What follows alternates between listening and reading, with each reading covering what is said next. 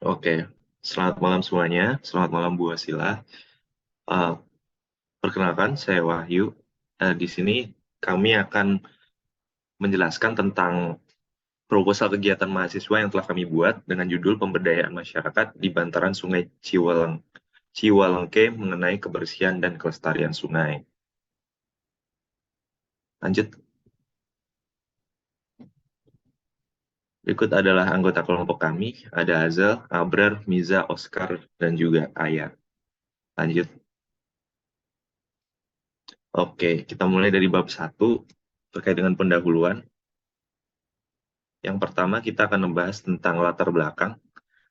Latar belakang kami membuat proposal kegiatan mahasiswa ini adalah di Sungai Ciwalengke ini menghadapi banyak masalah kebersihan dan juga kelestarian akibat praktik buang air besar di sungai dan juga dampak negatif dari pabrik tekstil di sekitarnya.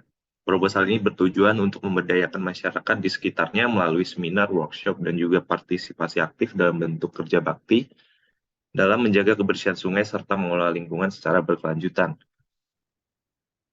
Kemudian untuk rumusan masalah yang ada, yang pertama, kita menanyakan tentang bagaimana kondisi kebersihan dan kelestarian Sungai Ciwalengke terkait praktik buang air besar di sungai dan dampak dari pabrik tekstil. Kemudian sejauh mana kesadaran masyarakat terhadap pentingnya menjaga kebersihan dan kelestarian Sungai Ciwalengke, apa dampak negatif dari kondisi air yang buruk terhadap kesehatan masyarakat di sekitar sungai, bagaimana cara mengubah perilaku masyarakat terkait buang air besar di sungai dan mendukung pengolahan limbah yang lebih baik.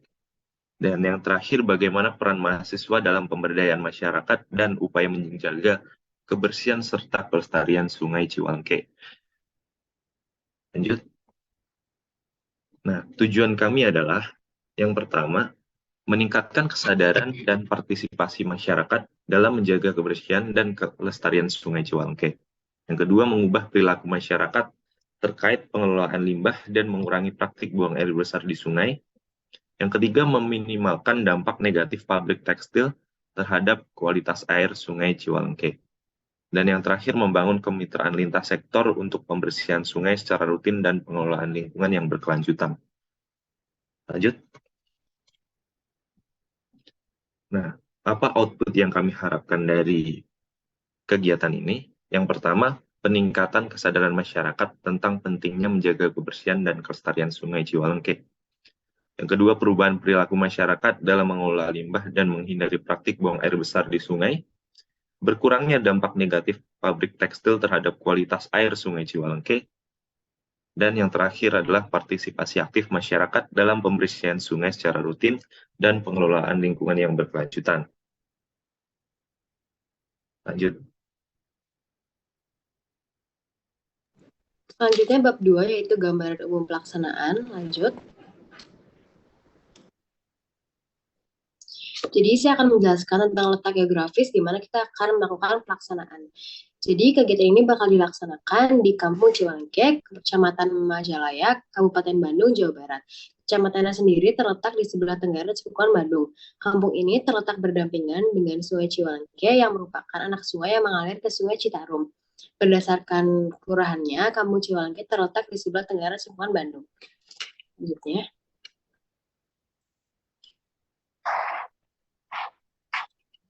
Selanjutnya saya akan menjelaskan tentang kondisi masyarakat di Kampung Ciwalengke. Jadi selama hampir 10 tahun, mereka ini mengandalkan air sungai yang telah tercemar berbagai limbah untuk kebutuhan sehari-hari. Orang-orang yang tinggal di kontrakan memanfaatkan air melalui air selokan yang lalu disaring dan diambil lewat sumur. Sedangkan orang yang memiliki rumah sendiri punya sumurnya masing-masing. Air yang dihasilkan memang jernih, tapi untuk kualitas dan kehigienisannya mereka ini masih skeptis. Terus pencemaran ini datang dari berbagai sumber, termasuk limbah rumah tangga, limbah tinja, dan limbah industri. Jadi rumah-rumah warga di Kampung Ciwalengke ini mengalirkan seluruh limbah di rumahnya, termasuk limbah dapur maupun WC dan kamar mandi, ke sistem Sungai Ciwalengke yang akan dialirkan ke bak penampungan pada MCK umum di kampung tersebut. Jadi warga itu mau nggak mau beradaptasi dengan kondisi ini karena sulitnya akses ke air bersih dan sarana sanitasi yang nggak memadai. Selain itu, mereka juga terkena tercemar limbah industri yang mana bikin air ini berubah warna tergantung pewarna yang dipakai oleh industrinya dan juga memiliki bau yang menyengat. Masyarakat di kampung ini itu sempat menerima bantuan berupa fasilitas sumur bor selama 2 tahun. Namun hal ini menyebabkan sumur warga-warga lain itu mengering dan ini tidak merata sehingga tidak dipergunakan lagi. Dengan ini mereka terpaksa memakai kembali air dari MCK umum yang telah tercemar. Dengan kondisi sanitasi dan ketersediaan air bersih yang buruk, kesehatan mereka akhirnya menjadi tumbalnya. Mereka kerap merasakan gatal-gatal di bagian tubuhnya karena penggunaan air kotor secara terus-menerus. Mereka juga terancam bisa kena infeksi pada saluran pernafasan, pencernaan, hingga saluran kemih dikarenakan bakteri-bakteri. Salah satu concern paling besar itu juga tersebarnya mikroplastik. Mikroplastik sendiri disebarkan oleh air sungai yang telah tercemar limbah dan memiliki dampak negatif untuk kesehatan manusia. Di antaranya mengganggu kekebalan tubuh, mengganggu sistem endokrin, mengganggu efek perkembangan, dan bisa menyebabkan kanker. Selanjutnya. Lalu untuk gambaran umum bentuk kegiatan kita akan meliputi seminar yang lebih akan mengarah kepada sosialisasi, lalu workshop yang mengarah kepada ranah edukasi, dan kerja bakti, yaitu implementasi langsung dan kerja nyata. Seminar ini akan dibagi menjadi 2 sesi. Sesi pertama akan kepada audiens warga setempat, dan sesi kedua kepada pihak pemerintahan setempat. Pada workshop, pemateri akan memberi contoh-contoh perilaku hidup nyata yang bisa dilakukan oleh warga sekitar. Kerja bakti merupakan kegiatan bersih-bersih pada umumnya. Untuk kegiatan ini akan dibahas lebih rinci dan detail pada bab 3 di persiapan dan pelaksanaan bentuk kegiatan. Lalu untuk sasaran dan target peserta, kami utamanya pasti tentu akan menghadirkan warga dan pemerintah setempat Kampung Ciwalengke, Desa Sukamaju, Kecamatan Majalaya, Kabupaten Bandung. Kita akan berupaya untuk menghadirkan setiap warga setempat atau setidaknya satu representatif dari rumah tangga yang berada pada kampung itu dan pihak pemerintahan yang mempunyai dampak dan wewenang langsung terhadap daerah itu. Misalnya pimpinan RT, RW, lurah, ataupun camat. Selanjutnya. Kemudian bab 3, metode pelaksanaan. Persiapan dan perencanaan. Yaitu pertama, identifikasi pemateri yang ahli dalam penanganan masalah pencemaran sungai dan penyuluhan kepada masyarakat dan pemerintahan setempat. Pemateri perlu adanya pengalaman dan keahlian supaya bisa efektif memberi pembelajaran kepada masyarakat dan pemerintah. Kemudian melakukan persiapan terhadap visual dan alat-alat yang ada di rumah warga untuk memberikan contoh yang lebih konkret untuk kegiatan workshop. Kemudian persiapan dalam kerja bakti yaitu pengumpulan peralatan dan penyiapan tempat penampungan sampah yang sesuai dan memastikan pemahaman kepada warga dan pemerintahan setempat mengenai bahayanya pencemaran sungai oleh sampah. Kemudian pelaksanaan. Di seminar ini ada sesi pertama dan sesi kedua. Pada sesi pertama, seminar ini akan memfokuskan kepada warga sekitar, sehingga bisa dijelaskan pentingnya air sungai yang bersih dan tidak tercemar oleh sampah, hasil aktivitas rumah tangga atau tinja akibat buang air besar langsung ke dalam sungai.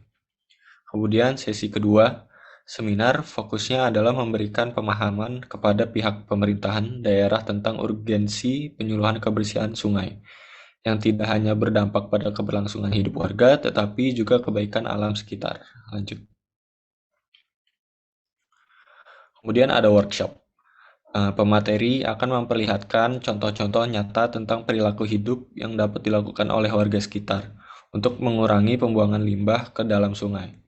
Dalam workshop ini, pemateri akan menggunakan situasi kehidupan sehari-hari masyarakat sekitar, baik di dalam rumah mereka maupun dengan menggunakan alat-alat yang mereka miliki untuk memberikan contoh yang lebih konkret dan visual kepada peserta workshop. Kemudian ada kerja bakti. Fokus utama kami adalah mengumpulkan sampah yang telah berhasil dikumpulkan oleh para relawan. Para relawan akan bekerja sama dengan mengeksekusi kerja bakti dengan sungguh-sungguh. Mereka akan melakukan pembersihan sungai, tepian sungai, dan area sekitarnya untuk mengumpulkan semua jenis sampah yang ditemukan. Selama proses pengumpulan sampah, kami akan membagikan informasi kepada warga sekitar dan pemerintah daerah mengenai dampak negatif yang ditimbulkan oleh pencemaran sungai akibat limbah sampah.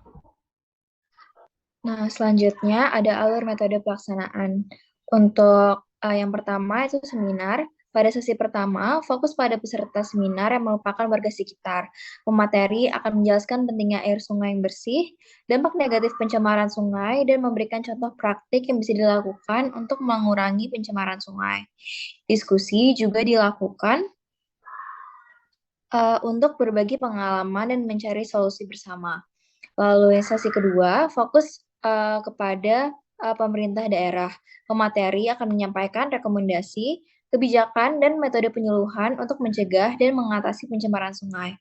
Hal ini mencakup langkah pencegahan, penegakan hukum, alternatif pembuangan limbah, dan regulasi yang diperlukan. Nah, lalu yang selanjutnya, alur metode pelaksanaan workshop. Nah, menyusul sesi seminar, workshop akan dilaksanakan.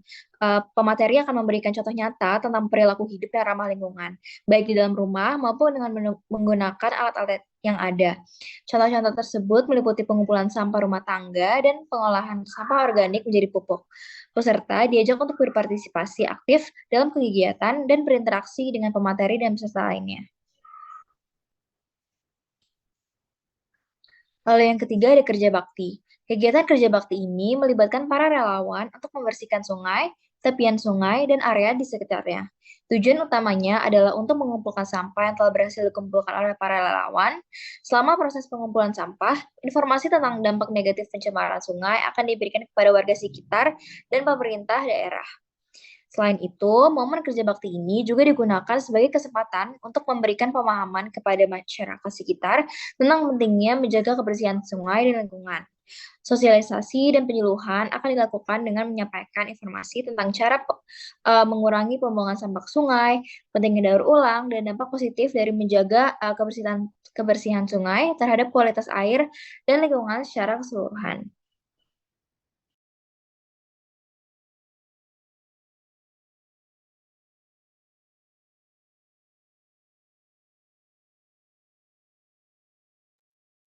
Selanjutnya, pada bab 4 kita akan membahas mengenai anggaran biaya dan juga jadwal kegiatan. Di mana yang pertama, yaitu anggaran biaya, terdapat 3 narasumber yang diasumsikan akan ada 3 narasumber, yang 2 narasumbernya akan menjadi pemateri pada 2 sesi seminar, dan 1 narasumbernya akan menjadi pemateri pada sesi workshop. Dengan harga 2 juta untuk 1 narasumber dan totalnya 6 juta untuk fee narasumber.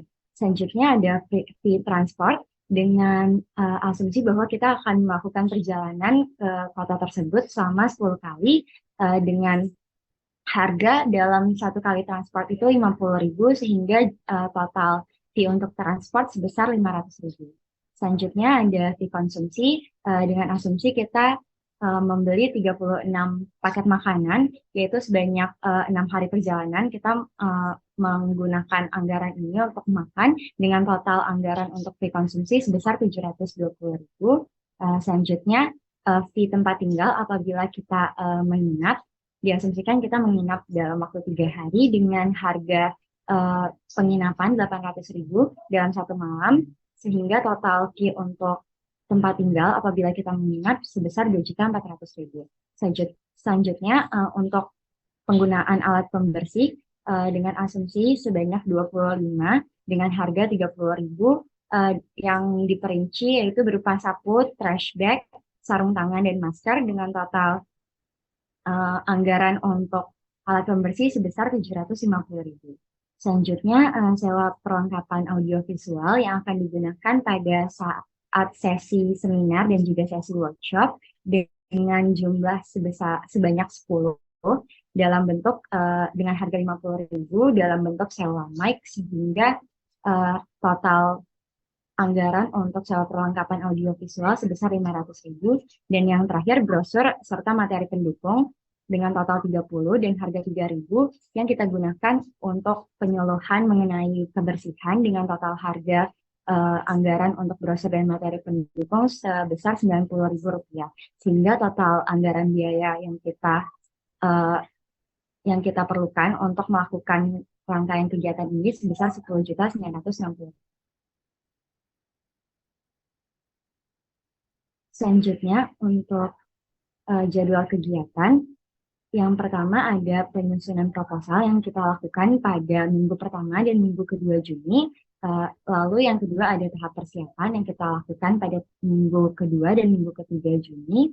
Selanjutnya ada sesi seminar yang dilaksanakan 2 kali. Yang pertama akan dilaksanakan pada minggu keempat bulan Juni dan yang kedua akan dilaksanakan pada minggu pertama bulan Juli. Selanjutnya akan ada workshop yang dilakukan dalam perkiraan waktu sekitar minggu kedua Juli hingga minggu pertama Agustus. Selanjutnya ada kerja bakti yang kemungkinan akan kita lakukan sebanyak 6-8 kali yang dalam bentuk pembersihan sungai maupun penyuluhan tentang kebersihan sungai akan kita lakukan dalam jangka waktu minggu kedua bulan Agustus hingga minggu ketiga bulan September, dan yang terakhir kita akan melakukan evaluasi terhadap kegiatan kita yang akan dilakukan pada minggu keempat September.